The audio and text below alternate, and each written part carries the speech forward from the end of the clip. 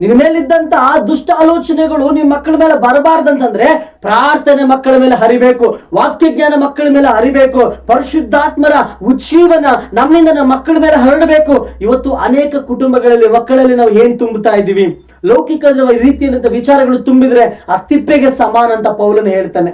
ಇವತ್ತಿನ ತಂದೆ ತಾಯಿಗಳು, ಕ್ರೈಸ್ತಿಯ ತಂದೆ ತಾಯಿಗಳು ಎಷ್ಟು ವಾಕ್ಯ ಮಕ್ಕಳ ತಲೆಯಲ್ಲೂ ತುಂಬುತ್ತಾ ಇದ್ದೀವಿ, ಎಷ್ಟು ಪ್ರಾರ್ಥನಾ ಜೀವಿತ ಮಕ್ಕಳ ಜೀವಿತದಲ್ಲಿ ತುಂಬುತ್ತಾ ಇದ್ದೀವಿ. ನೀವು ಅನ್ಕೊಳ್ಬಹುದು ನಾವು ಕೊಡುವಂತ ಆಸ್ತಿ ಅಂತಸ್ತು ಮಕ್ಕಳಿಗೆ ದಾರಿ ಆಗುತ್ತಂತೇಳಿ.